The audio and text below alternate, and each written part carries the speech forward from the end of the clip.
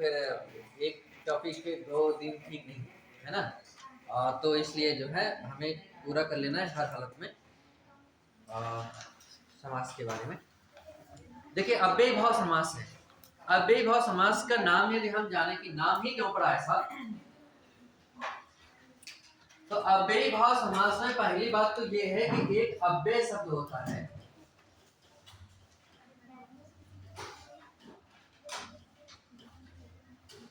जो अव्यय है उसके बारे में हम बात कर चुके हैं, और इस अव्यय का एक दूसरा भी नाम है, वो होता है अविकारी। ऐसा ही तो एक अविकारी होता है।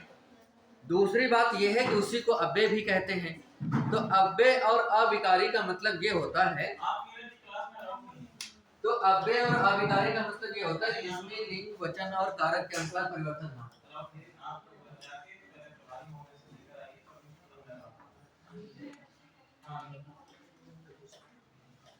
पहली बात तो ये है कि इसमें लिंग वचन और कारक, ठीक है, लिंग वचन और कारक, इन 3 आधारों पे परिवर्तन यदि नहीं हो रहा है तो वो शब्द है अव्यय, और यदि परिवर्तन हो रहा है तो वो शब्द अव्यय नहीं है, फिर वो उसको विकारी कहते हैं प्रायः। ठीक है, तो ये तो हम पहले से बता चुके हैं। लेकिन इस समास का मामला क्या रहेगा?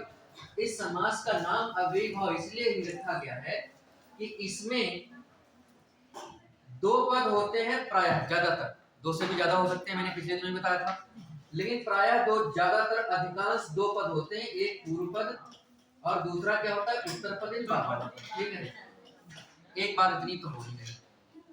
अब दूसरी बात यह है कि जो पूर्व पद है और जो उत्तर पद है, इन दोनों में कोई एक पद अव्यय जरूर होगा।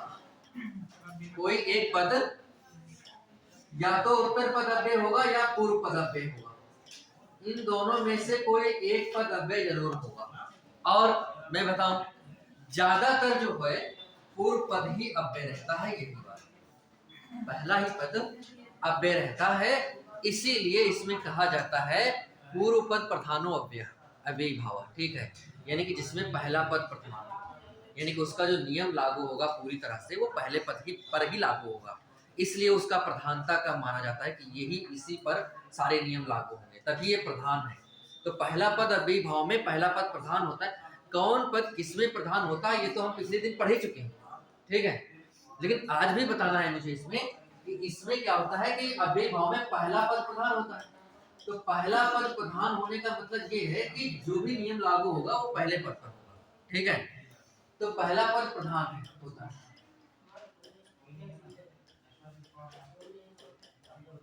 एक बात ये है, तो पहला पद प्रधान इसलिए होता है क्योंकि ये अव्यय, दोनों पदों में से एक पद अव्यय अवश्य होता है, लगभग में पक्का नहीं होता है तो बन जाता है। ठीक है, ज्यादातर होता है, वैसे दोनों में से कोई हो सकते हैं लेकिन ज्यादातर अव्यय होता है। यदि दोनों में से, मैंने कहा ज्यादातर यही होता है, वैसे ये भी हो सकता है कभी कभी दोनों अव्यय ना होते, दोनों अव्यय नहीं होते, अव्यय नहीं दोनों, कोई अव्यय नहीं है, लेकिन ये जब दोनों पहला पद और दूसरा पद जब जुड़ जाता है, एक साथ में प्रयोग हो जाता है, उसमें अव्ययभाव समास जब हो जाता है, तब ये दोनों जुड़ करके अव्यय बन जाते हैं। तब क्या बन जाते हैं? अव्यय। यानी कि दोनों, 2 या 2 से अधिक पद जुड़ करके जो नया शब्द बन जाता है वह शब्द अवश्य अव्यय हो जाता है।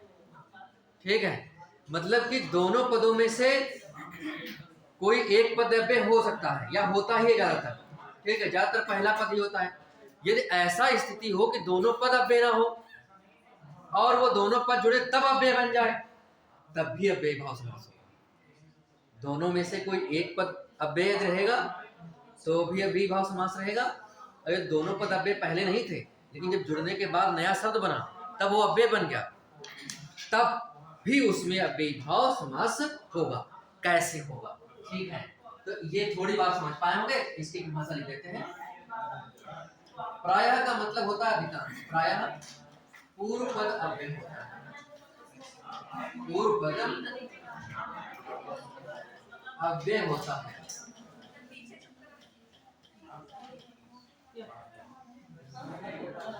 अथवा या दोनों पद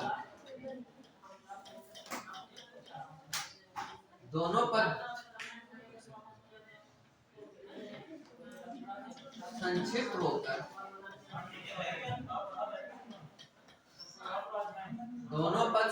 होकर एक नया शब्द एक नया पद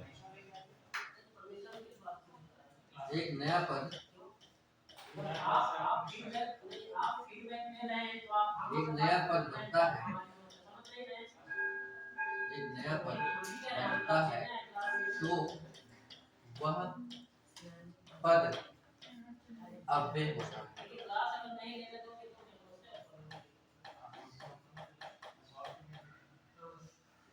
यदि ऐसा यहाँ पे हो या तो दोनों पदों में से कोई एक पद अव्यय हो तो भी हो सकता है, यदि नहीं भी हो कोई बात नहीं। तो जो पद बने, जो शब्द नया बने, वो नया शब्द अव्यय अवश्य बनेगा। उदाहरण से समझेंगे, ठीक है। देखो ये कितने प्रकार के हो सकते हैं, 4 आधारों पे हम समझ सकते हैं इसको। अभिभाव समास को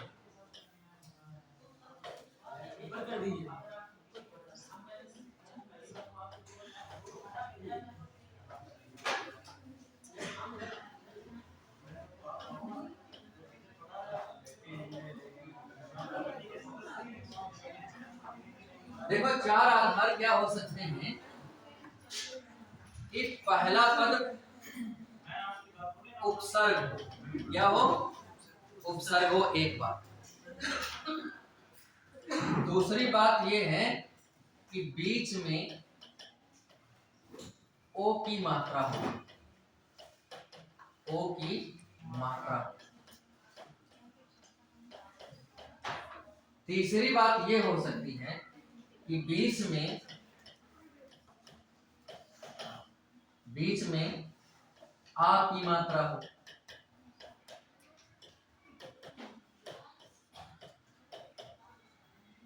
या फिर ऐसा भी हो सकता है कि दोनों पद एक ही हो, समान, दोनों पद एक ही, ठीक है।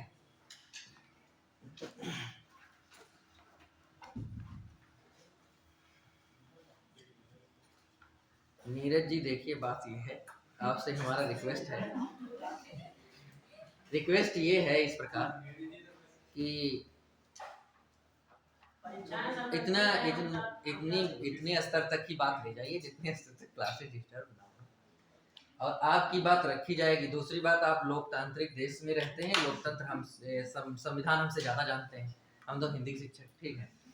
संविधान में ये होता है कि चाहे लोकतंत्र में ये होता है कि चाहे लोकतंत्र हो चाहे भीड़ तंत्र हो, ठीक है, उसमें जिसकी संख्या ज्यादा होती है मान्यता वही होती है, बहुमत, ठीक है, बहुमत, मेजॉरिटी वाली। तो वो बात इन लोगों को दे दिया गया है, यदि जिसको मानेंगे, इनको जो पसंद होगा तो उसको। अब जैसे मान लिया आप पसंद नहीं करते तो हमारे पसंद अकेले करना करने, जैसे मोदी को पसंद ना करें तो हमारे एक पसंद ना करने से थोड़ा ना कुछ होगा, है ना। देश में और तो पसंद करते हैं, तो इसलिए यदि बच्चे नहीं पसंद कर रहे होंगे किसी को तो वो अपने हिसाब से देंगे, जिसको पसंद कर रहे हैं उसे पढ़ेंगे, है ना। अब ऐसा भी दूसरा हो सकता है कि जैसे आपका लेवल थोड़ा पहले से आपको मालूम है, तो आपको लेवल थोड़ा ज़्यादा हो, तो आप मेंस के हिसाब से ही पढ़ना चाहते हो, थोड़ा स्त्री जो व्याख्या ज़्यादा कर पा रहे हैं उसको पढ़ना चाहते हो। कुछ बच्चे ऐसे भी हों जो अभी व्याख्या को समझ ही ना पा रहे हों, अभी उनको बेसिक वाली बातें जानकारी है, तो हो सकता है कि उनको टीचर कोई दूसरा अच्छा पसंद आ जाए जिसको बेसिक वाली जानकारी चाहिए, और जिसको मेंस वाली जानकारी चाहिए तो हो सकता है उसको दूसरा टीचर पसंद आए। लेकिन बात ये होगी कि बहुमत जिसकी ज़्यादा होगी, और बहुमत के लिए इलेक्शन हो रहा था, तो इलेक्शन हो जाने दीजिए। मेरा आपसे रिक्वेस्ट ये है ना, मेरा आपसे रिक्वेस्ट ये है, और भी जो समस्याएं हैं उन समस्याओं को गंभीरता से सुना जाएगा, ऐसा नहीं है। और दूसरी बात ये होती है कभी कभी कि जैसे कि कोई गोपनीय बात पूरी क्लास के सामने नहीं रखी जानी चाहिए, है ना। पूरे क्लास के सामने गोपनीय बातें नहीं रखी, आपकी जो भी समस्या है थोड़ा एकांत में बताया करिए तो थोड़ा सही रहता है ना। ये रिक्वेस्ट है आपसे। और वैसे पढ़ने वढ़ने की कोई बात नहीं, पढ़ने का बस रोक कोई नहीं रोकेगा। आप जैसे अनुरोध पढ़ रहे थे वैसे पढ़िए, कोई बात नहीं। थोड़ा ये है कि वैसा लगता है जैसे कि हमें भी नहीं समझ में आया कि भाई इतने स्तर की बात हो रही है तो ठीक नहीं है। बच्चे भी हमने देखा कि सभी लोग शांत थे, एकदम सन्नाटा, कोई कुछ समझ में नहीं आता कैसे, तो ऐसा स्थिति नहीं। ठीक है, हाँ ये है कि आपकी बात का सम्मान रखा जाएगा और उस पर विचार होगा, ऐसी बात नहीं है।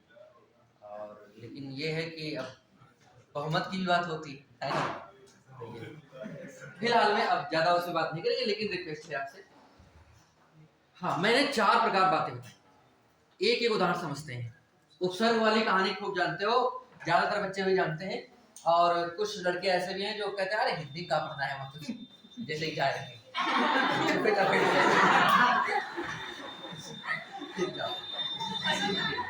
कहीं जाना होगा इनको जल्दी। कहने मतलब ये है कि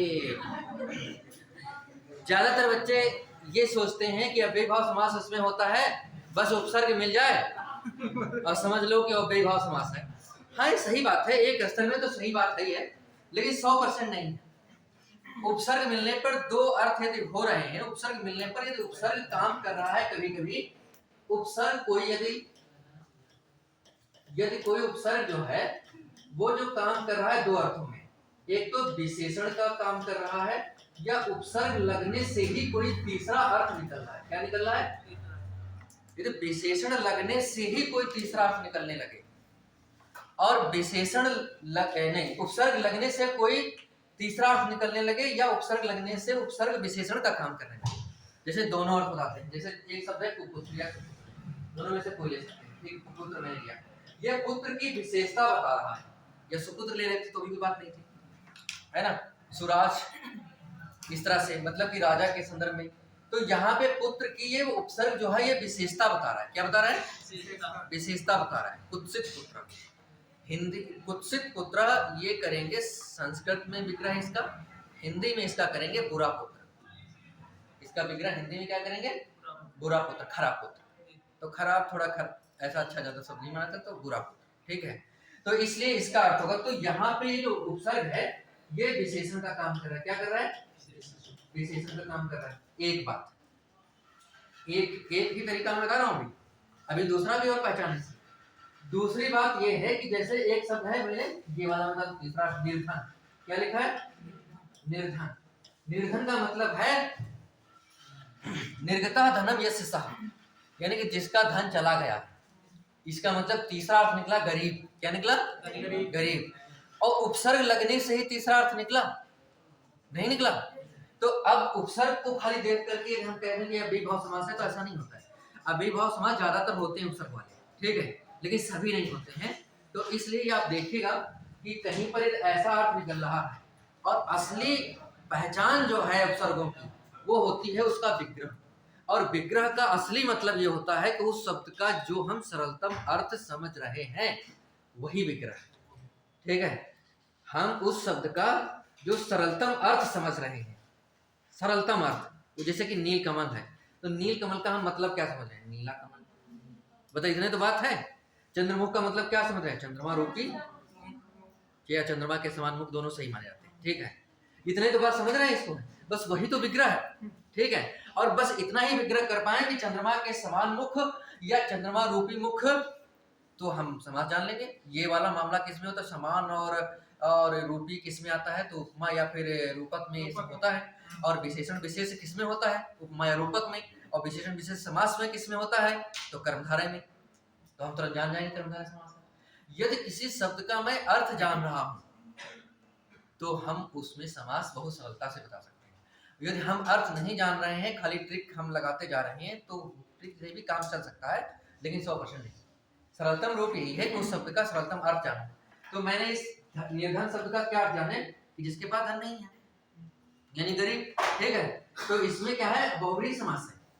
उपसर्ग लगा है फिर भी बहुब्रीहि समास है। उपसर्ग लगने से सब कुछ नहीं हुआ। और कुपुत्र में इसमें कर्मधारय समास है क्योंकि विशेषता का काम कर रहा है। लेकिन अन्य वाले जो होंगे, जो जैसे बहुत सारे शब्द जिसमें उपसर्ग लगे होंगे, वो प्रायः उपसर्ग वाले शब्द अव्ययीभाव होते हैं। एक बात आओ, ये तो मैंने 2 बातें बताई हैं। विशेषण का काम करे उपसर्ग, तब कर्मधारय होता है, अव्ययी भाव नहीं होता है। और उपसर्ग के तीसरा अर्थ निकालने लगे तब अव्ययी भाव नहीं होता है, बहुब्रीहि समास होता है। एक पहचान। दूसरा, मैंने ये कहा है कि भले ही दोनों पद अव्यय ना हो, वो दोनों संक्षिप्त होकर जो नया शब्द बनता है वह अव्यय अवश्य होता है, वह अव्यय अवश्य होता है। तो अव्यय कौन सा शब्द होगा? जिसके वचन लिंग में परिवर्तन नहीं होगा। तो ऐसे नहीं जान पा रहे हो कि ये उपसर्ग वाला मामला है, पता नहीं इसका तीसरा अर्थ निकलेगा कि नहीं निकलेगा, विशेषण का काम करें, बहुवचन बना के देखो। उसका बहुवचन यदि बनाओगे तो जैसे कुपुत्र का कुपुत्रों, निर्धन का निर्धनों, इसका मतलब बहुवचन बन रहा है। इसका मतलब ये वाला शब्द जो है वो अव्यय नहीं बना, और अव्यय यदि शब्द नहीं बना तो अव्यय भाव होगा नहीं, अव्यय भाव होगा नहीं। तो जो शब्द बन के तैयार बना है, जिसमें पूछा जा रहा है कि इसमें कौन समास है, उस शब्द का फाइनली उस शब्द का अव्यय होना जरूरी है। मेरी बात समझ पा रहे हैं? तो ये है कहने का मतलब, जैसे कि मैं उपसर्ग वाला शब्द लिखूं, बहुत सारे शब्द होते हैं, जैसे मैंने लिखूं प्रतिदिन, क्या लिखा मैंने? प्रतिदिन। उपसर्ग लगा है, इसका बहुवचन बना के देखो, नहीं बनेगा। ठीक है। जैसे प्रत्यक्ष लिखा है, इसका बहुवचन बना के देखो, नहीं बनेगा। जैसे लिखा है भरपेट, इसका बहुवचन बना के देखो, भरपेटों, कहीं ऐसा प्रयोग होता है? नहीं होता है। तो यानी कि उपसर्ग लगा हो तो आपका दिमाग जाएगा कहाँ पे? आपका दिमाग जाएगा अव्ययी भाव समास पे, ठीक जाएगा। लेकिन उसका बहुवचन बना के देख लो, यदि बहुवचन नहीं बनना है तो पक्का पक्का अव्ययी भाव समास है। इसका मतलब ये पद जो बना है जुड़ करके उपसर्ग, ये अव्यय का काम कर रहा है, अव्यय बन गया है और अव्ययी भाव समास है। और यदि उसका बहुवचन बन रहा है तो इसका मतलब ये उपसर्ग लगा होने के बावजूद भी अव्ययी भाव समास नहीं होगा, इसमें कुछ और हो सकता है ना? तो बात ये, जैसे मैंने एक उदाहरण बताया, तो इसमें ज्यादा उदाहरण ऐसे होते नहीं है, ज्यादातर वैसे ही वाले होते हैं, ठीक है, लेकिन होते हैं बहुत सारे। तो ये बात, जैसे कि जैसे यथा वाले होते हैं, कौन से होते हैं? यथाशक्ति, यथा सामर्थ्य, यथा यथानुकूल, ठीक है, जैसा भी। तो कहने का मतलब यथा जिसमें लगाओ तो उसका मतलब हिंदी में होता है अनुसार। यथाशक्ति का मतलब शक्ति के अनुसार, ठीक है, यानी कि जैसी शक्ति है वैसे, उसके अनुसार। जैसे लिखा है आजन, आमरण, क्या लिखा है? आजन। तो इसका मतलब क्या हुआ? ये क्या है? उपसर्ग लगा है, यानी कि जन्म पर्यंत, यानी कि जन्म भर, ठीक है। और आमरण, इसका मतलब मृत्यु तक, यही तो होगा। आमरण मतलब मरने तक। तो ये इसमें भी उपसर्ग लगा है। तो प्रायः उपसर्ग लगा होगा तो उपसर्ग तो पहले लगता ही है, वो तो पहले होगा ही होगा। और वो मैंने कहा था कि पहला पद प्रायः पूर्व पद अव्यय होता है। तो अव्यय का मतलब उपसर्ग तो अव्यय होते ही, इसमें कोई परिवर्तन होता ही नहीं है, उपसर्ग जैसा रहेगा वैसा ही रहेगा। तो इसलिए जो है उपसर्ग वाले ये हो गए। तो उपसर्ग वाली जो बात हमने बताई वो शायद आपको बात समझ में आई कि उपसर्ग वाले में प्रायः अव्ययी भाव समास होता है, लेकिन कभी कभी नहीं होता है। तो इसको जानने के लिए है कि जो भी शब्द मिला है उसका बहुवचन बना के देख लो। यदि बहुवचन नहीं बन रहा है तो इसका मतलब अव्ययी है, तो अव्ययी भाव समास होगा, ठीक है। और यदि बहुवचन बन रहा है तो इसका मतलब ये शब्द अव्यय बना नहीं है, तो अव्ययी भाव समास भी नहीं होगा, उसमें कोई दूसरा समास होगा। तो उसके फिर अर्थ के आधार पे आप देखेंगे, ठीक है। तो एक बात होगी। अब मैंने कहा कि बीच में ओ की मात्रा हो, बीच में ओ की मात्रा होने का मतलब ये हुआ, ये उदाहरण लिखे हैं आप, इसमें लिखना चाहें तो इस वाले में उदाहरण ये लिख सकते हैं। भरपेट, आजन, आवरण, आजन, ठीक। उपकूल, उपकूल एक शब्द आता है, मतलब नदी के किनारे या पुल के किनारे। बहुत सारे शब्द होते हैं इसमें, तो इसमें लिखेंगे आप ये सब, ठीक है। प्रतिदिन, यथाशक्ति या यथा समर्थ, जो कुछ भी, ठीक है। यथा विधि, प्रत्यक्ष, आजन, भरपेट, उपकूल, ठीक है। बहुत सारे शब्द होते हैं, कितने भी शब्द हो, जितने भी शब्द होते हैं, चाहे जितने शब्द हो, दो शब्द जुड़े हैं और दो शब्द जुड़ करके वो शब्द पूरा अव्यय बन गया है, अव्यय बन गया है, तो आप समझ लेना कि वो अव्ययी भाव समास उसमें होगा। पूरा शब्द जो है वो अव्यय होना चाहिए, उसका बहुवचन नहीं बनना चाहिए, बस बात ये। तो अव्यय है, अव्ययी भाव समास।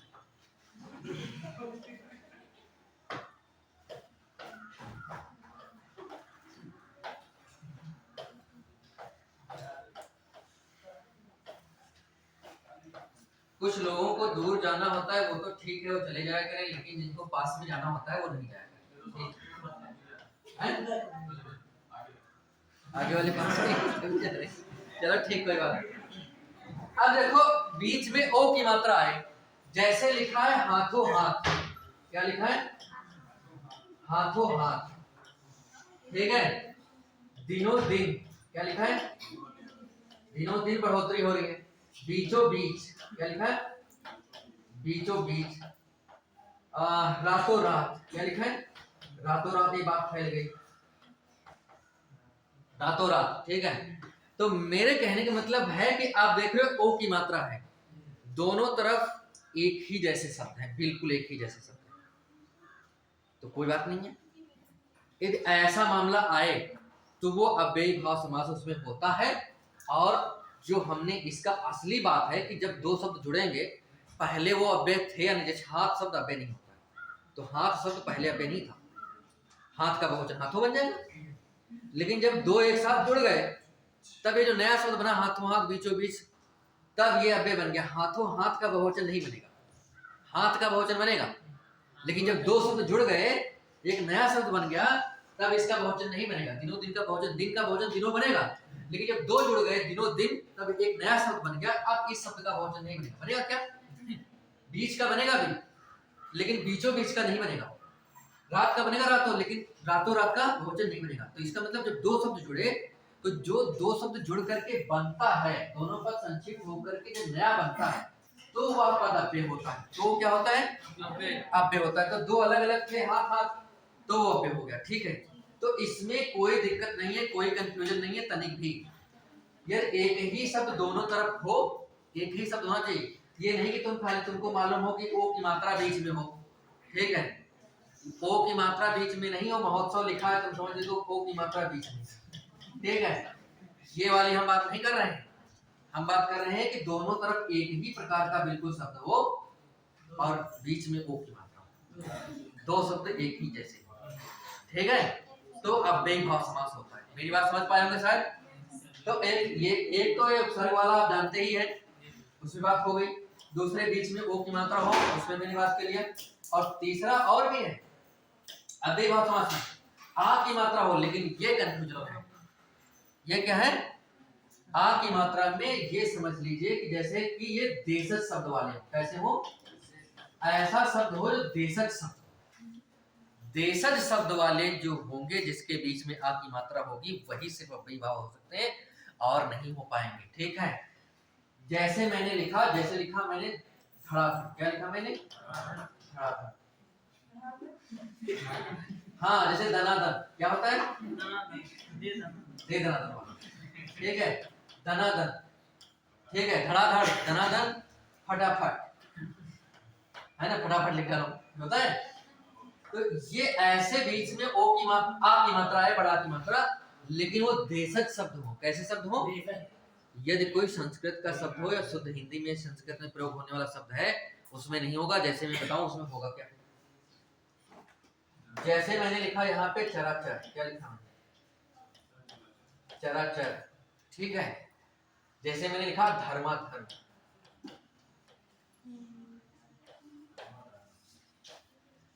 चराचर का विग्रह क्या होगा? हाँ, बिल्कुल ठीक बात है।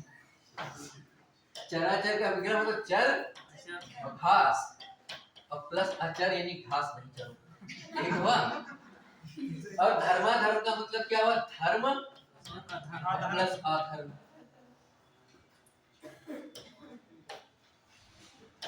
धर्म प्लस अधर्म, ठीक है।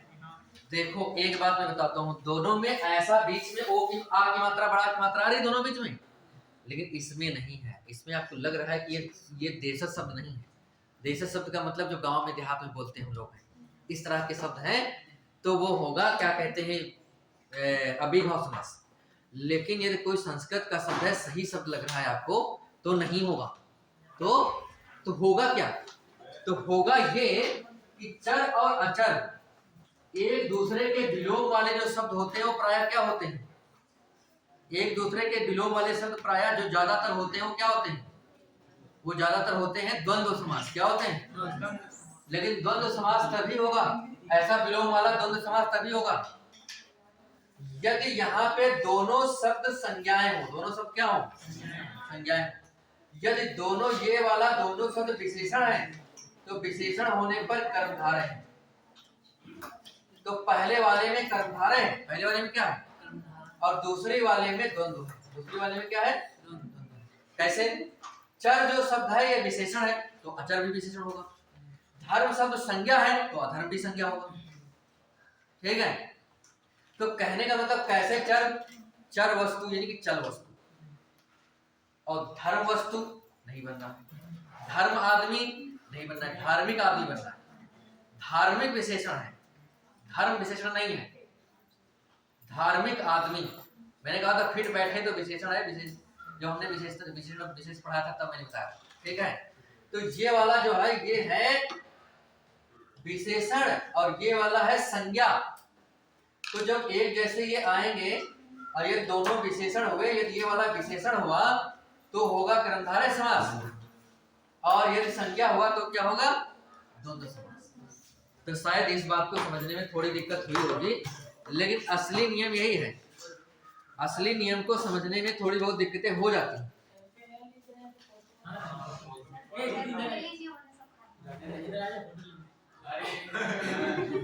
चलो हाँ सेल्फी ले लेते हैं, नहीं तो धीरे धीरे तो सुखा लीजिए। अभी जाने वाले हैं, अभी है जाने वाले। हाँ अरे सही है, उसमें कोई हमको बात नहीं रहती। हम जानते हैं कि भाई सिलेक्शन आपका होगा जीएस के आधार पे, तो जीएस तो पढ़ते रहो।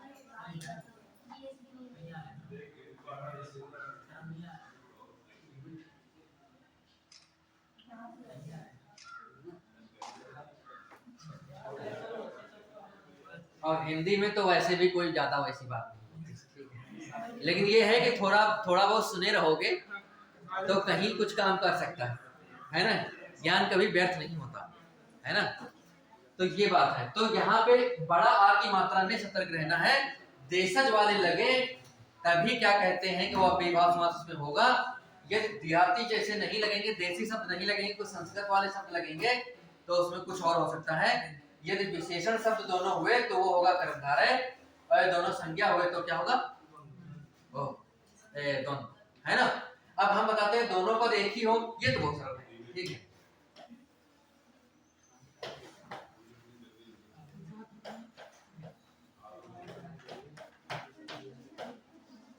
देखो दोनों पद एक ही होने का मतलब ये है कि जैसे लिखा है घर घर, क्या लिखा है, घर घर मोदी। ये वाली बात नहीं, ठीक है, घर घर, या फिर लिखा है जैसे हर हर, या फिर लिखा है जैसे पल पल, ये समझ में आ गया होगा। पल पल जैसे कि द्वार द्वार, क्या लिखा है, द्वार द्वार।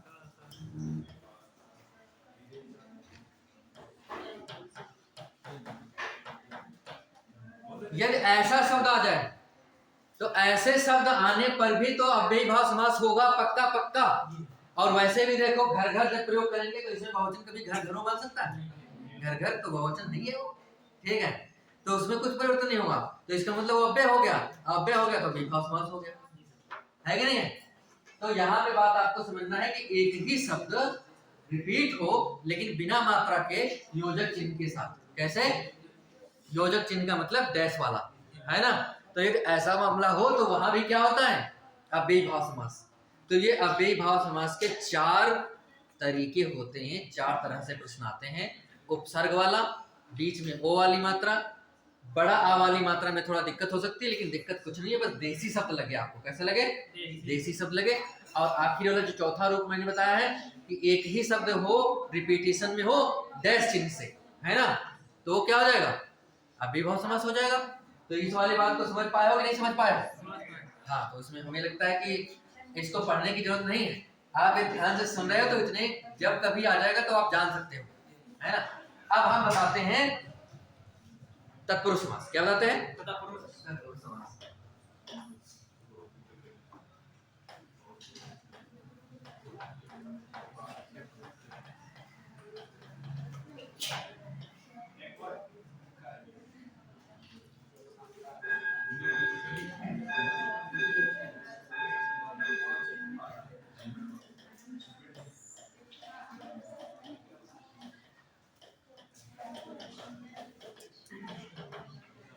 तत्पुरुष समास में ये तो पहले भी बता चुका हूँ कि उत्तर पद प्रधान यानी बाद वाला पद प्रधान रहता है।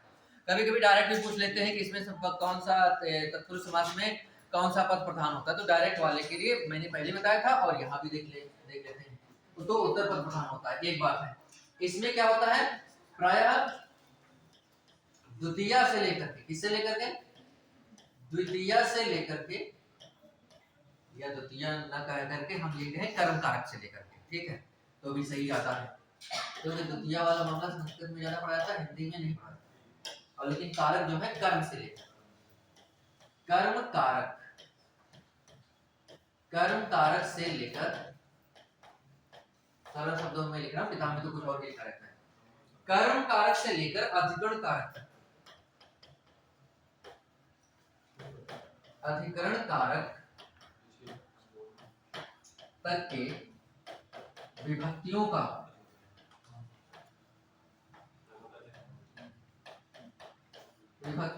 लोप होने पर, विभक्तियों का लोप होने पर, विभक्तियों का लोप होने पर तत्पुरुष समास होता है। अब तत्पुरुष समास होता है। अब देखो, विभक्तियों का लोप हुआ, तत्पुरुष समास हो गया, ये तो ठीक है। तो इसी आधार पे जो है ये समास होते हैं 6 प्रकार के। कितने प्रकार के? 6 प्रकार के होते हैं, क्योंकि पहला वाला कर्ता वाला हट गया और 7 होते हैं। संबोधन में होता नहीं है, संबोधन में भी कर्ता ही होता है प्राय, ठीक है। तो संबोधन वाला और कर्ता वाला हट गया, तो बचे कितने? 6 बचे। तो इसलिए 6 प्रकार के होते हैं, 6 प्रकार के होते हैं। अब वो 6 प्रकार के जो होते हैं वो उसी के नाम पर होते हैं। उसी के नाम पर मतलब कि जैसे कर्म कारक हटा तो कर्म तत्पुरुष समास क्या हो जाएगा? कर्म तत्पुरुष समास। यानी कि जिस समास में, यानी कि जिस तत्पुरुष समास में कर्म वाले चिन्ह का लोप हो। कर्म कारक का चिन्ह क्या होता है? को। क्या होता है? कर्ता ने कर्म को, हाँ, तो को यदि चिन्ह का लोप हो रहा है, को कारक चिन्ह का जो लोप हो रहा है, लोप का मतलब गायब हो रहा है, तो समझ लेना कि उसमें कर्म कारक, कर्म तत्पुरुष समास है। जैसे उदाहरण के रूप में मैं बताऊं, 2-4 बार मैं लिखता हूं। जैसे मैंने लिखा चिड़ी मार, क्या लिखा मैंने? ठीक है। जैसे मैंने लिखा पतित पावन, जरा ठीक लिखो, पतित पावन। जैसे मैंने लिखा माखन चोर, ठीक है। जैसे मैंने लिखा जेब कतरा, क्या लिखा मैंने? गिरह कट, ये भी तो होता है। जेब कतरा, तो गिरह कट भी कर लेते हैं। गिरह कट हो गया। बहुत सारे शब्द, गगन चुंबी, क्या हो गया? गगन चुंबी। 2-3 से ही देख लें। तेल चट्टा, गगन यान,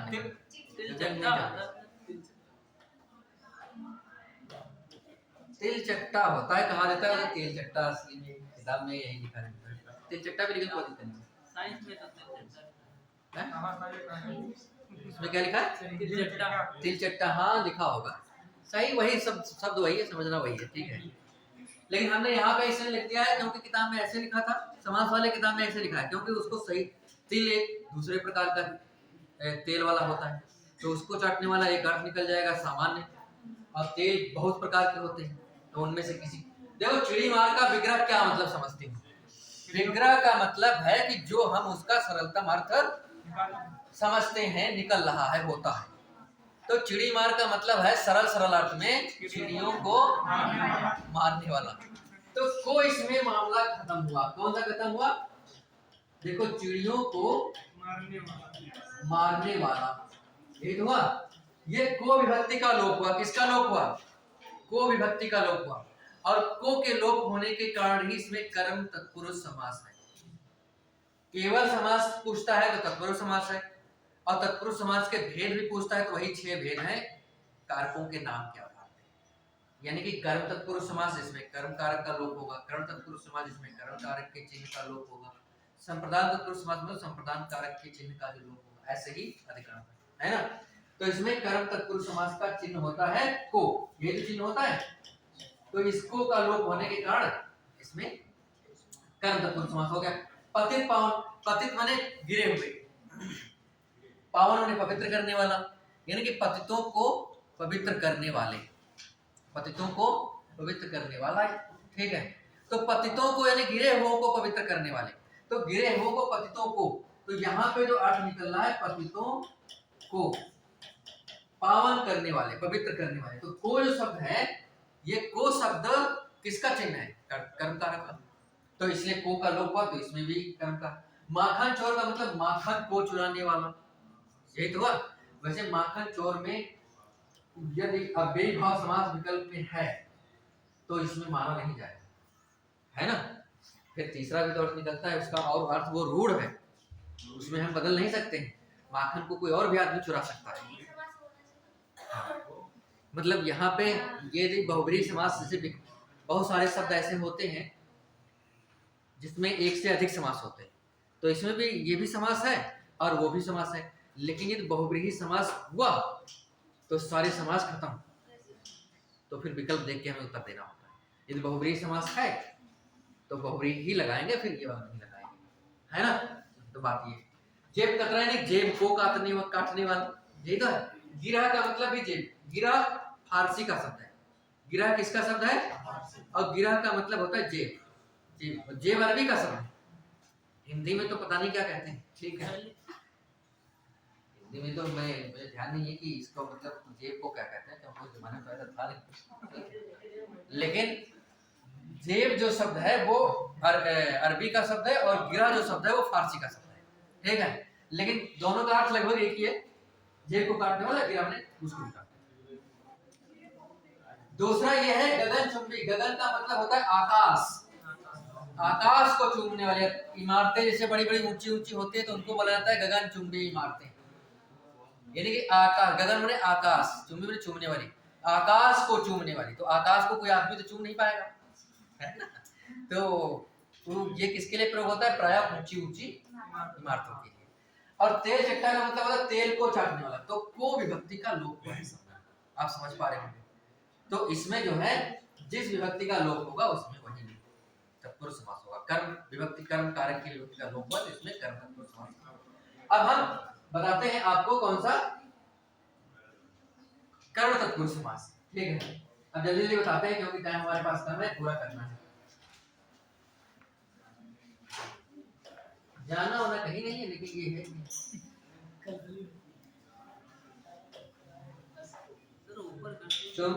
तुम लोगों के कारण जो है हम थोड़ा जल्दी में रहते हैं। तुम लोगों के कारण मतलब ये रहता है तुम लोग भागे बड़ी जल्दी स्पीड में, है ना। और दूसरा वाला पीरियड तो थोड़ा वैसे भी हो जाता है। और वैसे ज्यादातर लोग तो पास ही पड़ोस में रहते हैं, 5 बजे भी जाए तो कोई दिक्कत नहीं है। कुछ लोग दूर रहते हैं, तो दूर वाले चले जाएंगे तो कोई बात नहीं है, और ये नजदीक वाले भी चले जाते हैं, नजदीक वाले चले जाएंगे। हाँ,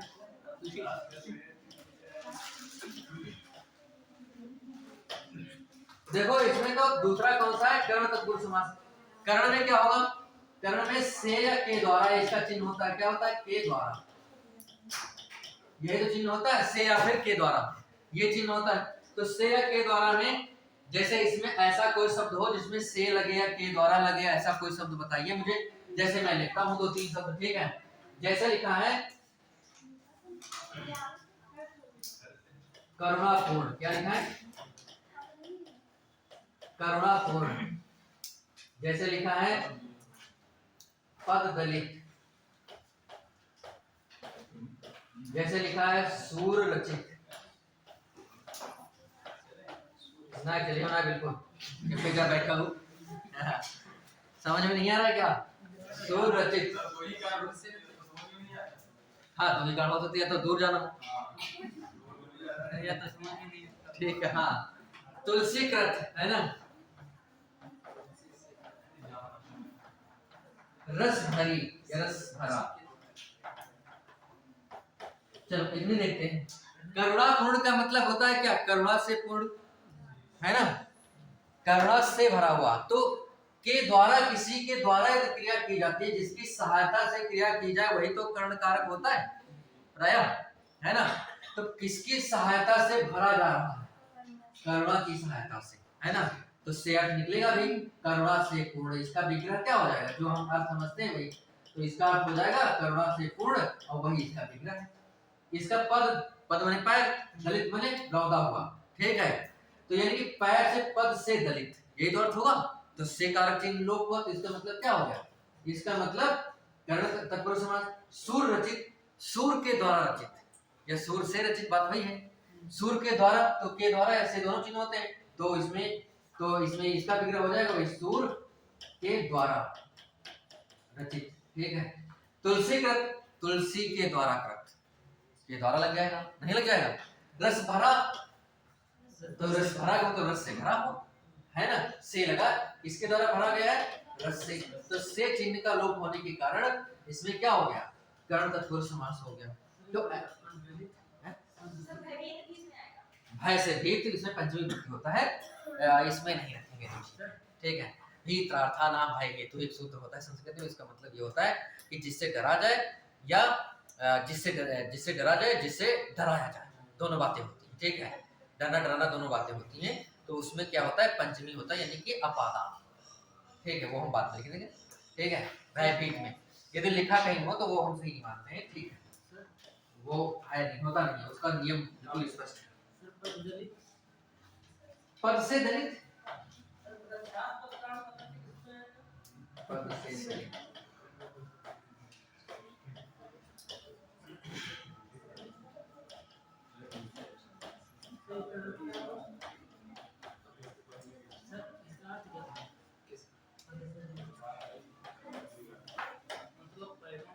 वृक्षात् पत्राणि पतन्ति होगा, पतत नहीं होगा, ठीक है।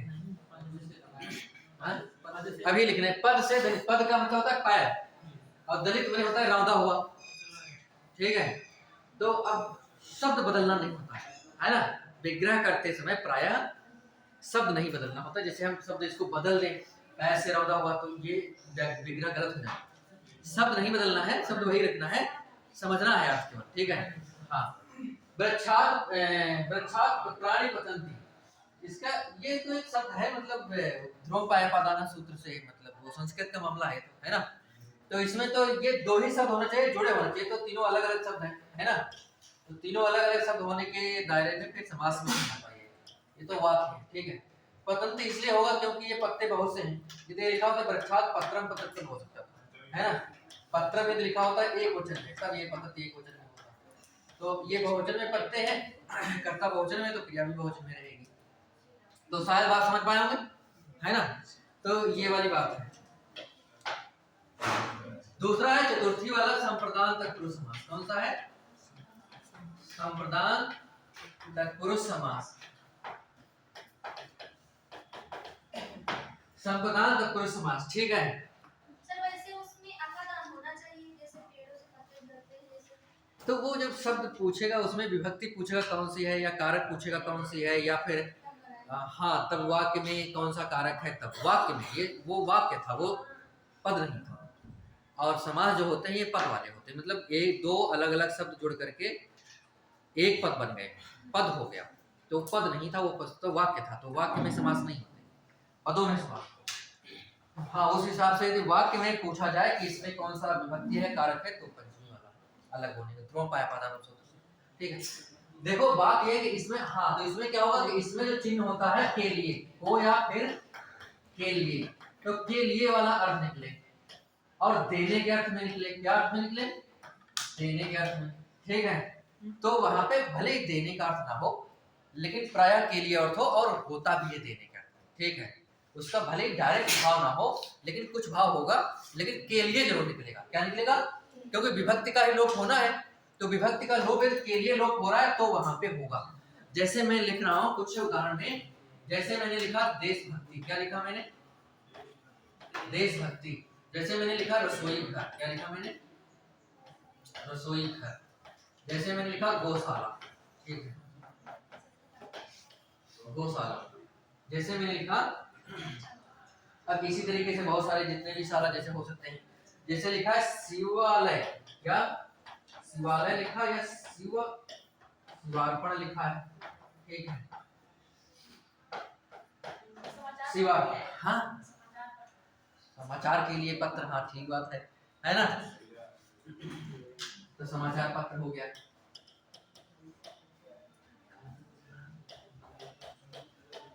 एक साथ में हो तब ठीक है। तो यहाँ पे बात यह है कि जैसे लिखा है कि यहाँ देश की भक्ति, ये गलत है, देश की भक्ति नहीं, देश के लिए भक्ति है ना। जैसे लिखा है रसोई घर, रसोई का घर नहीं होता है, रसोई के लिए घर है, ठीक है। गौशाला गायों का घर नहीं, घर तो हमारा है ना, गायों के लिए बनाया गया। शिवालय शिव का नहीं है, उनका तो सब पूरा संसार है, मान लिया। लेकिन ये जो आलय का मतलब होता है घर, वैसे ही विद्यालय जो होता है वो भी सही बात है वैसे, लेकिन विद्यालय इसमें नहीं होगा, ठीक है, क्योंकि विद्या का घर फिर उसमें हो जाएगा, जहां पे विद्या है वो घर। वैसे कभी कभी इसमें भी दिक्कत होती है, ठीक है। पुस्तकालय में होगा, क्या होगा, पुस्तकों के लिए है घर, ये पुस्तकें ही रखी जाएंगी इसमें, ठीक है। पुस्तकालय कभी कभी, लेकिन पुस्तकालय कभी कभी पुस्तकालय में भी दिक्कत होती है। पुस्तक और आलय दोनों बताते हैं, द्वंद्व समास कभी कभी करते हैं, लेकिन प्रायः द्वंद्व समास के उदाहरण में नहीं रखा जाता इसको। जो है पुस्तकालय का मतलब पुस्तकों के लिए घर, ठीक है, हाँ पुस्तकों के लिए पुस्तकों तो बहुवचन बन रहा है, ठीक है, पुस्तकों के लिए। तो यहाँ पे आप बात शिव के लिए आलय, शिव के लिए आलय का मतलब घर। शिवार्पण माने शिव के लिए अर्पण, कभी कभी शिव को अर्पण ऐसा भी कर लेते हैं, लेकिन अर्पण जो है को की जगह पे के लिए सही है, क्योंकि हम देने का भाव, हमको दे रहे हैं ना, तो देने का भाव कर्म में ना आकर के संप्रदान में आता है, तो इसलिए के लिए अर्थ निकालते हैं, शिव के लिए अर्पण, विद्या वाला विद्या का होता है। समाचार के लिए पत्र है ना, ऐसा पत्र जो समाचारों वाला हो, समाचार के लिए हो। पुस्तकों के लिए आलय, ऐसा घर जो पुस्तकों के लिए हो। तो यहाँ पे जहाँ पे के लिए वाली बात हो, ठीक है, और कोई उसका अर्थ निकल भी रहा हो, जैसे कि यहाँ लिखा शिव को अर्पण, को अर्थ निकल भी रहा है, तो दैनिक अर्थ में निकल रहा है तो चतुर्थी होगा, है ना, वो कर्म भी नहीं होगा। तो ये बात ध्यान में रखना है। तो ऐसा यदि कहीं पे आए तो क्या समझेंगे, संप्रदान तत्पुरुष समास, तत्पुरुष समास के सारे भेद हैं, ठीक है। अब दूसरा बात ये है, मैंने इसको लिखा नहीं है सभी को, लेकिन आप समझ तो रहे ही होंगे, हर बात लिखा जाए कोई जरूरी नहीं है। हाँ, अगला जो हम बता रहे हैं वो बता रहे हैं अपादान। क्या बता रहे हैं,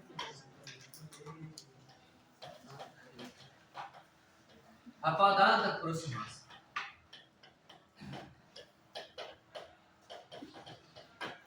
अपादान तत्पुरुष समास,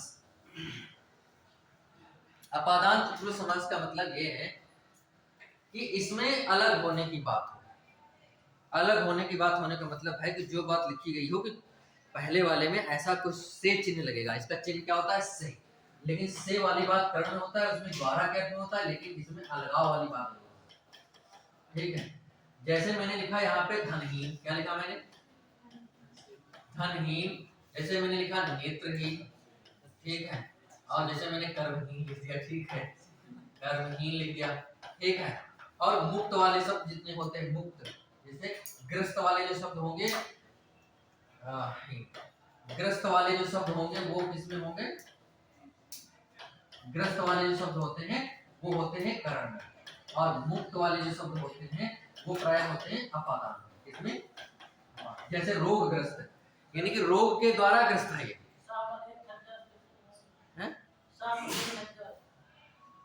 नहीं ये तो वाक्य है, वाक्य नहीं, पद बताना है। येनांग विकारा सूत्र थे, उसमें होता है तृतीया विभक्ति, ठीक है। तो वो तो वाक्य की बात है, वाक्य नहीं, मतलब ऐसा शब्द होना चाहिए, ठीक है। तो शब्द होने का मतलब ये है कि जैसे रोगग्रस्त में मुक्त, जैसे कि यहाँ पे रोगग्रस्त यदि शब्द होगा, रोगग्रस्त, तो रोग से ग्रस्त यानी कि रोग के द्वारा काम हो रहा है, ग्रसित हो रहा है, रोग ही ग्रसित कर रहा है, इसको पकड़ रहा है। ग्रस्त का मतलब पकड़ा हुआ, ठीक है। तो रोग इसको पकड़ रहा है, तो इसकी सहायता ली जा रही है इसकी, तो इसमें तो होगा कर्म तत्पुरुष। लेकिन मुक्त वाली बात होगी, जैसे लिखा है रोग मुक्त, रोग मुक्त हो गया, वो भी सही होता, रोग मुक्त। तो इसमें क्या होगा, रोग से अलग हो रहा है, रोग से अलग हो गया, मुक्त हो गया, नहीं हो गया। तो रोग मुक्त में इसमें क्या होगा, ये वाला अपादान हो गया, मेरी बात समझ पा रहे हैं थोड़ा थोड़ा? जैसे लिखा है भ्रष्ट मुक्त, या उसी तरीके से कुछ भी कह सकते हैं, मुक्त जितने भी होंगे, ठीक है। तो ये हो बंधन मुक्त जैसे लिखा है, ठीक है। नमस्ते, बंधन मुक्त। यहाँ पे बंधन मुक्त वाली जो बात हो गई, तो ये बंधनों से अलग हो गया, यही तो है। तो जहां पे ऐसा जो हो वहां पे क्या होगा, अपादान होगा। मेरी बात समझ पा रहे हो? अब देखो मेरी बात ये है, दूसरी बात यहाँ पे मैं और भी लिखूंगा, जैसे कि अपादान में कुछ जैसे वैसे वाले शब्द होते हैं, जैसे हीन के अलावा मुक्त हो गया, ग्रस्त हो गया, कुछ कहीं पे जैसे अलग होने की बात हो, विमुख वाले, है ना, जैसे उससे अलग होने वाली बात, हाँ विमुख। जैसे कर्म विमुख, क्या कर दिया इसने, कर्म विमुख, ठीक है। तो ऐसे मतलब कहीं भी कुछ भी शब्द जुड़ा हो उससे अलग होने, कर्म से विमुख हो रहा है, कर्म से अलग हो रहा है, ठीक है। तो यहाँ धन हीन का मतलब धन से अलग, धन से हीन, यानी धन नहीं है उसके पास, नेत्रहीन नेत्र नहीं, नेत्र से अलग, कर्महीन कर्म नहीं कर रहा है, कर्म से हीन, ऐसे कुछ शब्द होंगे जो मतलब अपादान कारक की श्रेणी में आते हैं, ठीक है। तुम कहाँ जा रहे हो, तुम्हारा घर कितनी दूर है, झूठ ना बोलो, जाओ, ठीक है।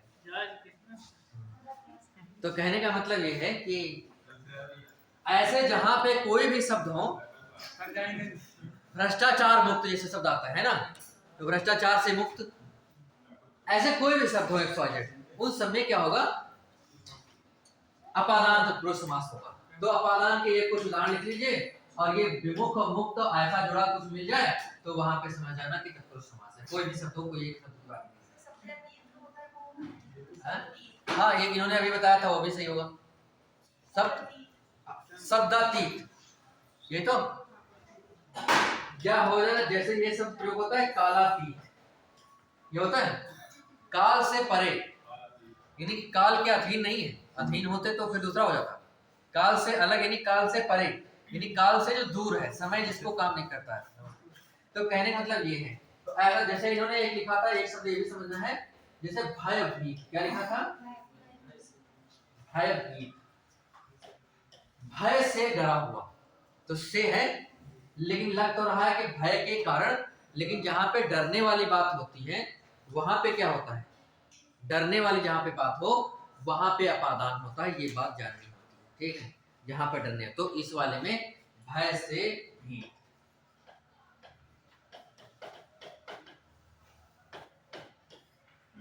भय से भी। बात ये है कि मेरे ख्याल से जैसे कि मान लीजिए यहाँ क्लास चल रही है, बहुत सारे बच्चे पढ़ने भी जाते हैं, है ना, यहाँ क्लास भी चलती रहती है, नहीं तो सुबह 10 बजे से ही बुलाया जा सकता था, तब किसी को जाने आने का कोई दिक्कत नहीं रहता। लेकिन समस्या वही है कि बहुत से बच्चे स्कूल भी पढ़ते हैं, और दूसरे नमस्ते, बहुत से ये भी है, ऑफिस वाले तो कम ही लोग होंगे, ठीक है, और बहुत से लोग ये भी हैं कि मान लिया कि कुछ तो ऐसे भी चले जाते हैं, ठीक है। लेकिन फिलहाल में ये है कि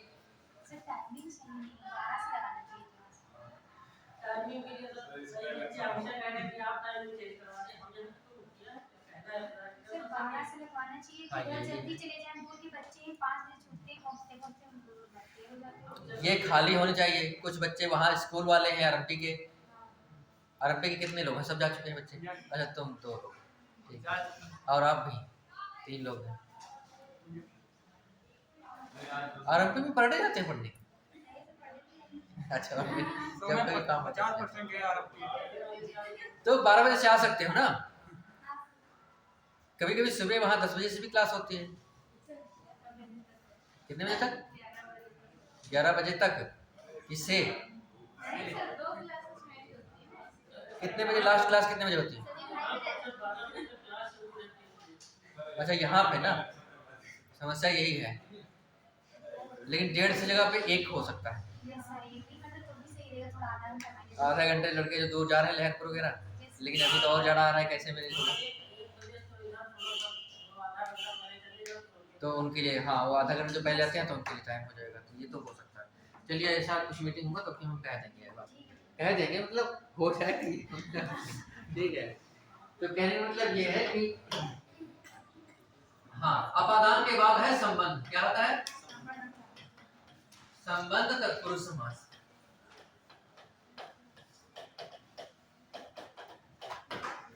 संबंध तत्पुरुष समास, ठीक है। तो यहां पे बात यह है कि संबंध तत्पुरुष समास में इसमें काकी के का लोप होता है। काकी के, तो इसका चिन्ह है काकी के, इसका लोप होता है। तो काकी के का लोप होने पर क्या होता है कि जैसे कोई भी शब्द है उसमें बीच में, जैसे कि मैं शब्द लिख रहा हूं, दो चार शब्द, जैसे मैंने लिखा राजपुत्र, एक बात भी हुई थी इस पे, राजपुत्र। राज वाले तो बहुत सारे हैं, राजकुमार है ना, राजमाता,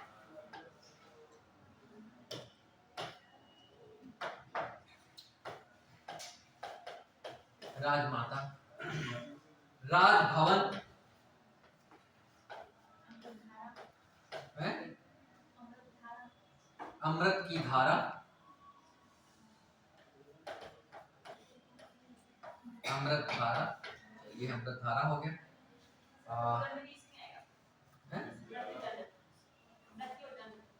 मृत्यु, हाँ मृत्यु, मृत्यु का दंड है ना, मृत्यु दंड लिखिए।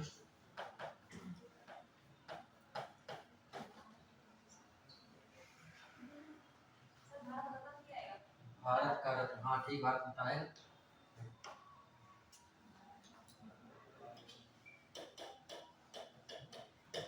बहुत हो गए, ठीक है। सब में एक बात जान रहे हो, कुछ भी कहीं पे जुड़ा हुआ है, इन दोनों को अलग अलग करेंगे तो इसका अर्थ क्या निकलेगा? राजा का पुत्र, राजा का कुमार, कुमार का मतलब भी पुत्र ही होता है, कुमार का मतलब पुत्र है, लड़का, कुमारी का मतलब लड़की, ठीक है, पुत्री। तो इसका मतलब, लेकिन शब्द प्राय नहीं बदलनी चाहिए। उसमें पुत्र है तो पुत्र लिखेंगे, राजा का पुत्र, इसमें कुमार है तो कुमार ही लिखेंगे, राजा का कुमार, राजमाता ही लिखेंगे, ठीक है, राजा की माता, राजा का भवन। वैसे कभी कभी राजा के लिए भवन भी ऐसा आता है, लेकिन प्राय राजा स्वामित्व भी रखता है ना, तो इसलिए राजा का भवन ही ज्यादा ठीक माना जाता है। दूसरे अमृत धारा, अमृत की धारा, गंगा जल, गंगा का जल, इसी तरीके से है ना। मृत्यु दंड, मृत्यु का दंड, ऐसा दंड मतलब सजा जो मृत्यु, भारत है? मृत्यु के लिए नहीं दी जाएगी, मृत्यु को नहीं, मृत्यु को नहीं दी जाएगी, दिया जाएगा व्यक्ति को, और व्यक्ति को दिया जाएगा मृत्यु का, है ना, मृत्यु का दंड दिया जाएगा, ये सही रहेगा। भारत का रत्न, यानी कि भारत में जो पैदा हुआ इसने ऐसा काम किया, भारत का रत्न, तो ये बहुत सारे हो सकते हैं उदाहरण, ठीक है। तो उसमें सभी पे एक साथ चर्चा नहीं, अब कुछ ही दो चार चर्चा हो पाना चाहिए, संभव है।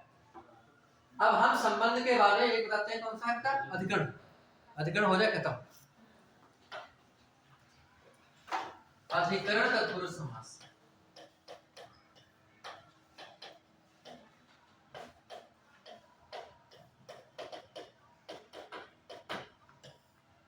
अधिकरण तत्पुरुष समास में ये देखिए कि इसमें में पर होता है, में ही ज्यादा लोप होता है, लेकिन पर भी लोप होता है, दोनों ये चिन्हों का एक लोप हो रहा है। तो वहां पे समझ जाइए कि क्या होगा।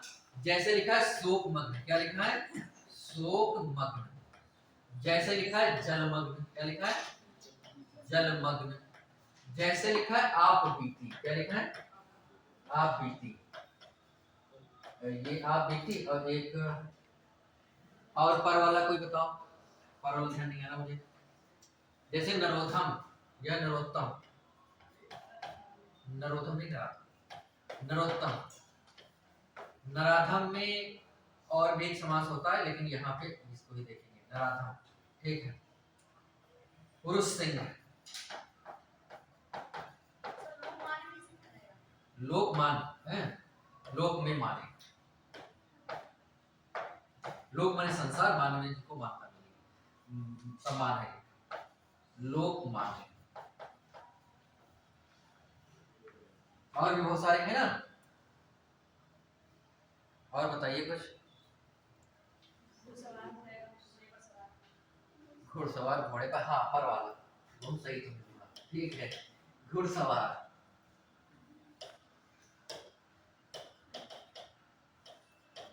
घुड़सवार है ना।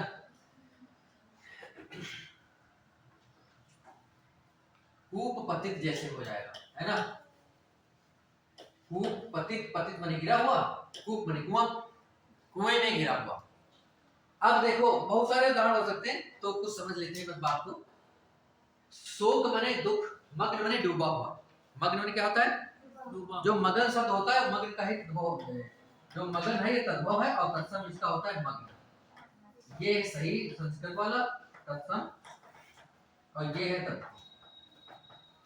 बस इतना ही अंतर है, दोनों का अर्थ एक ही है, ठीक है। मगन या मग्न, मगन माने डूबा हुआ, यानी कि शोक मग्न का मतलब शोक में डूबा हुआ, जल मग्न का मतलब जल में डूबा हुआ। लेकिन शब्द नहीं बदलेंगे, विग्रह जब करेंगे तो शब्द नहीं बदलेंगे, ये लिखेंगे शोक में मग्न। यही तो बात है, डूबा नहीं लिखेंगे, शोक में मग्न। मगन भी नहीं लिखेंगे, जब मग्न प्रयोग है तो मग्न नहीं लिखेंगे। जल में मग्न ये लिखेंगे। नरोत्तम का मतलब नरों में उत्तम, में लोप हो रहा है ना। जितने भी नर हैं, मनुष्य हैं, नर का मतलब मनुष्य, पुरुष, उत्तम ने श्रेष्ठ, नरों में उत्तम, नरोत्तम, ठीक है। नरों में उत्तम हो गया, में शब्द जो इसमें लोप होने के कारण नरों में उत्तम, में लोप होने के कारण क्या हो गया, अधिकरण तत्पुरुष समास। नराधम, नरों में अधम, अधम का मतलब होता है नीच, पापी, ठीक है। नरों में अधम, नरों में अधम, अधम ही लिखेंगे, भले इसका मतलब नीच या पापी होता है, ठीक है। अधम का मतलब। पुरुष सिंह का मतलब पुरुषों में सिंह, शेर, शेर नहीं लिखेंगे, लेकिन सिंह ही लिखेंगे, क्योंकि शब्द नहीं बदलना होता है, अर्थ समझना होता है केवल, ठीक है। लिखना सेम शब्द होता है। तो पुरुषों में जोड़ देंगे, पुरुषों में, पुरुष नहीं लिखेंगे, पुरुष में नहीं, पुरुषों में, बहुवचन करके अपनी तरफ से। लोक में मान्य, सर ये कैट सीटेड में पूछा जाएगा, उसमें तो आता ही है सब।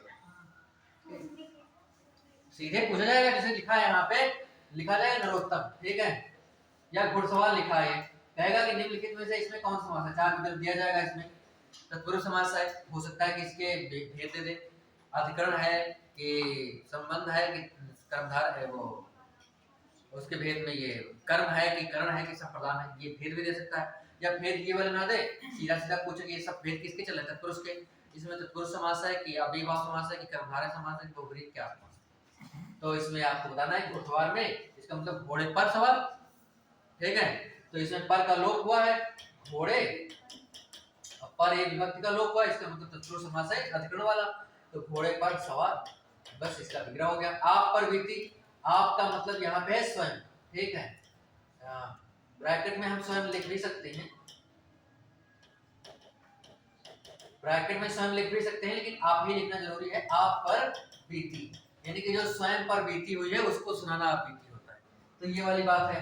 कूप पतित बने, कूप बने कुआं, और पतित बने गिरा हुआ, लेकिन शब्द नहीं बदलेंगे, केवल लिखेंगे कूप में पतित, ठीक है, कूप में पतित, बस इतने की बात है। तो कहने का मतलब ये है कि अधिकरण तत्पुरुष समास जो है इसमें में पर का लोप होता है। सभी विभक्तियों में हमने देखा है कि कर, संबोधन में और कर्ता में, इसमें नहीं तत्पुरुष होता है। और शेष कर्म से लेकर के अधिकरण में सब में जिस विभक्ति का जहाँ पे लोप हो, जिस शब्द में, वहां पे उस वाले नाम से जानते हैं। कर्म का लोप होगा तो कर्म के नाम से, कर्म हो, ठीक है। तो ये बात शायद समझ पाए होंगे। अब हम बताते हैं अगला वाला कर्मधारय समास। कौन सा? कर्मधारय समास। कर्मधारय समास फिर द्वंद्व और द्विगु, फिर उसके बाद आज करवा पाएंगे कि नहीं करवा पाए। हम सोच के आए थे ये तो कम से कम हो ही जाए, ज्यादा टाइम नहीं बचा, चलो कम से कम जितना भी हो जाएगा। कर्मधारय समास,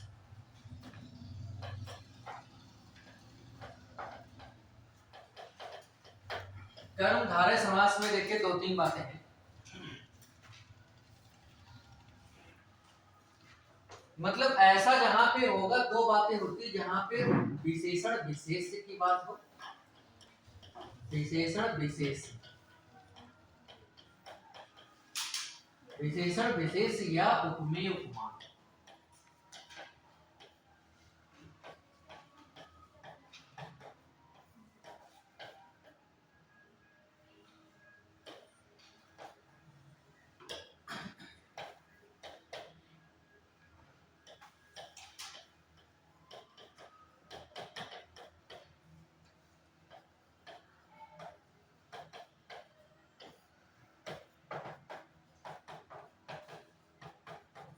बस इसमें कोई बात ही नहीं है, बस दो ये बातें याद रखनी होंगी। दोनों पद जो होंगे, दो ही पद प्राय ज्यादातर हिंदी में होते ही हैं, दोनों पद जो होंगे उनमें से कोई एक विशेषण होगा तो दूसरा विशेष होगा। दोनों में से कोई पहला वाला विशेष होगा दूसरा विशेषण होगा, दूसरा विशेषण होगा तो पहला विशेष होगा। मतलब एक साथ एक इनकी जोड़ी बनेगी बस, ये नहीं कि एक विशेषण हो तो दूसरा उपमेय उपमान, इस तरह से कुछ वैसा नहीं है। ठीक है, तो यहाँ पे विशेषण विशेष होगा या फिर उपमेय उपमान होगा। उपमेय उपमान का विशेषण विशेष तो जानते ही, उपमेय उपमान भी जानते हो, लेकिन फिर भी मैं बता रहा हूँ उपमेय उपमान का मतलब क्या होता है। उपमेय उपमान नहीं समझेंगे तो बात बिगड़ जाएगी। उपमान देखो, उपमेय क्या होता है कि जिसकी तुलना की जाए, क्या करी जाए, जिसकी तुलना की जाए, एक बात है। और उपमान क्या होता है, जिससे तुलना की जाए, जिससे तुलना की जाए। ये दोनों काम जो होते हैं ये ज्यादातर जो होते हैं रूपक और उपमा अलंकार में प्रयोग किए जाते हैं। ठीक है, रूपक अलंकार और उपमा अलंकार में वहां पे ये बात आती है। लेकिन वैसे वाले शब्द यदि यहाँ पे आ जाए जुड़ करके तो उसमें समास कौन सा होगा, क्योंकि संक्षिप्त यदि हुआ है कुछ तो समास होगा, और समास है तो कौन सा है, तो ये जो उपमेय उपमान वाली बात है तो भी कर्मधारय है, और विशेषण विशेष वाली बात है तो भी कर्मधारय, दोनों को उदाहरण पहले बात है। जैसे हमने लिखा यहाँ पे नीलकमल, क्या लिखा मैंने, नीलकमल। दूसरा मैंने इसका वाला लिखा चंद्रमुख, क्या लिखा मैंने, चंद्रमुख। देखो यहाँ कमल की विशेषता है, ये क्या है, यहाँ है विशेषण ये, और किसकी विशेषता बता रहा है, कमल की, और ये है विशेष। ठीक बात, एक बात समझते हैं, यहाँ मुख क्या है, मुख है उपमेय, और यहाँ पे चंद्र क्या है, उपमान। यानी कि इसकी तुलना करी गई है तो मुख की तुलना की गई है, किससे की गई है, चंद्रमा से की गई है, यही तो बात है। तो यहाँ पे उपमेय उपमान है और यहाँ पे विशेषण विशेष है। नील क्या है, नीला शब्द है। नीला जो संस्कृत, नीला जो हिंदी में कहते हैं उसको संस्कृत में नील कहते हैं। जैसे पीला होता है तो उसको संस्कृत में पीत कहते हैं, पीत वर्ण है ना। जैसे लाल जो होता है वो लाल का संस्कृत दूसरा होता है, रक्त हो जाता है। ठीक है, तो कहने का मतलब ये है कि जो नील शब्द है यही शुद्ध है। जैसे एक पिता शब्द होता है और एक पितृ शब्द होता है, तो पिता भी शुद्ध शब्द है, लेकिन जब किसी शब्द में जुड़ेगा तो मूल शब्द जुड़ेगा, और मूल शब्द क्या है असली, पितृ, तो पितृ छाया जुड़ेगा, पितृ कृपा जुड़ेगी, है ना। और वैसे ही नीला तो हिंदी में प्रयोग होता है, लेकिन उसका शुद्ध जो शब्द है, मूल शब्द जो संस्कृत का सही शब्द है वो है नील। नीला हिंदी, नील संस्कृत, पीला हिंदी और पीत संस्कृत में, तो ये वाली चीज होती है। तो कहने का मतलब शुद्ध शब्द जुड़ा है तो इसका हिंदी में समझेंगे नीला, क्या समझेंगे, और हम इसको समझ रहे हैं नीला कमल। नील कमल यदि कोई हमसे कहेगा तो हम समझेंगे नीला कमल, और बस यही व्याख्या है, बस यही क्या है, व्याख्या है। लेकिन कभी कभी इस व्याख्या को थोड़ा बढ़ाया जाता है, कभी कभी व्याख्या क्या होता है, थोड़ा बढ़ाया जाता है। वो है दो बातें जोड़ करके, है और जो, क्या इतना भी सही है व्याख्या, और थोड़ा जोड़ करके कभी कभी बढ़ा दिया जाता है। थोड़ा जोड़ करके मतलब कि नीला, ये क्या है, नीला नहीं, नीला, ठीक है, नीला है जो कमल। यदि केवल इतना लिख दे कि नीला कमल तो भी व्याख्या विग्रह सही है, लेकिन ज्यादातर जो मामला कहते हैं कि फिर सही विग्रह नहीं बन रहा है, कुछ विद्वान ऐसा मानते हैं, तो ज्यादातर किताबें क्या कहती है जो वाली बातें जोड़ती हैं। क्या जोड़ते हैं, ये कर्मधारय का एक अपना नियम है। जैसे कि द्विगु का अपना नियम होता है समूह, संस्कृत में उसके लिए समाहार शब्द का प्रयोग होता है। क्या होता है, समाहार, तो ये नियम है। तो वैसे ही कर्मधारय में एक नियम है, या तो नीला कमल ही करे तो भी विग्रह सही है, लेकिन थोड़ा है जो एक जोड़ दे तो भी सही है, कोई दिक्कत नहीं। ठीक है, और ज्यादातर किताबी भाषा में ये ज्यादा सही है, दूसरा वाला है जो, है ना, यानी नीला है जो कमल, यही बात कह रहा है नील कमल का मतलब। ठीक है, चंद्रमुख में क्या होगा, इसका विग्रह वही होगा जो हम समझ रहे हैं, यानी कि यहाँ पे भेद रहित आरोप है, रूपक अलग है, चंद्र रूपी या चंद्रमा रूपी। ठीक है, नाम नहीं बदल रहा हूँ, चंद्र को चंद्र ही रख रहा हूँ। चंद्र रूपी कमल, एक मुख, चंद्र रूपी मुख, या इतना बदल लें कि चंद्रमा रूपी मुख, तो भी गलत नहीं। इतने को थोड़ा बदल लें कि चंद्रमा रूपी मुख, तो भी सही है। एक समान होता है, कभी कभी इसका विग्रह ऐसा भी कर सकते हैं कि चंद्रमा के समान या चंद्र के समान, चंद्रमा के समान, समान की जगह पे सदृश भी कर सकते हैं। सदृश का अर्थ भी समान होता है। मुखी मैंने लिख दिया है, गलत हो गया, मुख। ठीक है, तो यहाँ पे बात समझना है, दोनों विग्रह सही है। चंद्रमा रूपी मुख, चंद्र रूपी मुख, या फिर चंद्रमा के समान। समान वाली बात होती है उपमा अलंकार में, और रूपी वाली बात होती है रूपक अलंकार में। दोनों में, रूपक में और उपमा में, दोनों में उपमेय उपमान की बात होती है। तो कोई भी को तो उपमा के हिसाब से व्याख्या कर लो और चाहे रूपक के हिसाब से व्याख्या कर लो, दोनों सही है।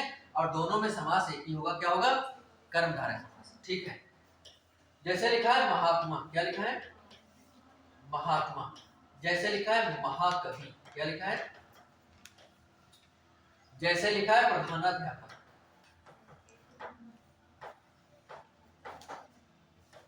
प्रधानाचार्य भी हो सकता है। ठीक है, प्रधानाध्यापक। ठीक, ऐसे ही बहुत सारे शब्द हैं। जैसे मैं बता रहा हूं महात्मा, यानी महात्मा का मतलब क्या हुआ? महान आत्मा है जो, या महान है जो बीच में जोड़ेंगे। ठीक है, महान, महा का मतलब महान है जो आत्मा। बस हो गया, कहानी खत्म, ये विग्रह हो गया। है जो लगा देंगे, महान है जो आत्मा। ठीक है, महान कवि, यानी कि महान है जो कवि, महान है जो कवि। प्रधानाध्यापक मतलब प्रधान है जो अध्यापक, यानी कि ऐसा वाला अध्यापक जो प्रधान है, सबसे मुख्य है ना। तो प्रधान है जो अध्यापक। ऐसे ही प्रधानमंत्री, ऐसे ही इस तरह से कुछ जितने भी शब्द आएंगे उन सभी शब्दों में, तो जितने भी ये नील कमल, लाल कमल, इस तरह से कुछ भी आए, ठीक है, तो वो सब क्या कहते हैं, ऐसे बनेंगे। जैसे कनक लता लिखा, क्या लिखा है? कनक लता। जैसे लिखा है थोड़ा जगह से, हाँ बिल्कुल सही। वन, वन मानस, वन में रहने वाला नहीं, ये नहीं आ जाएगा। मैं आपको बता रहा हूँ थोड़ा।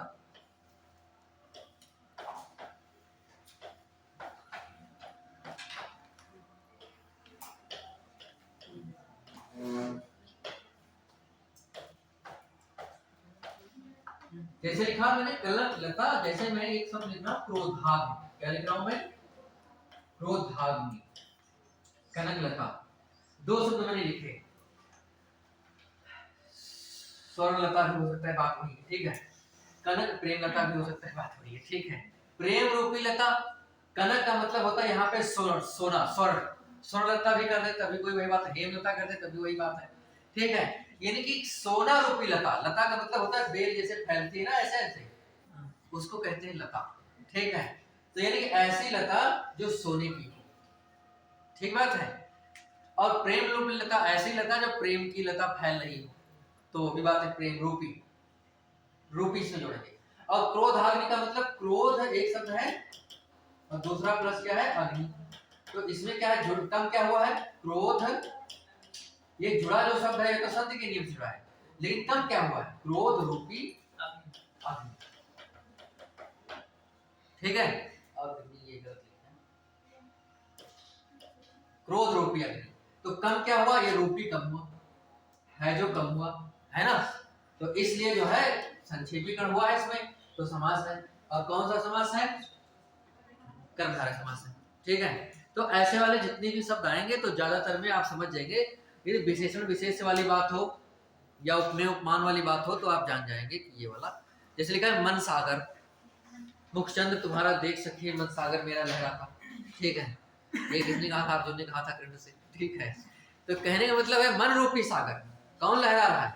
मन रूपी सागर। तो ऐसा कहीं पे शब्द आए, हाँ, तो वहां पे कर्मधारय समास होता है। अब एक समास और रहने दें, चलो ठीक है, ज्यादा नहीं बचे, वो अगले दिन पूरा कर लेंगे। ठीक है, अगले दिन टॉपिक रखेंगे दूसरा, लेकिन पूरा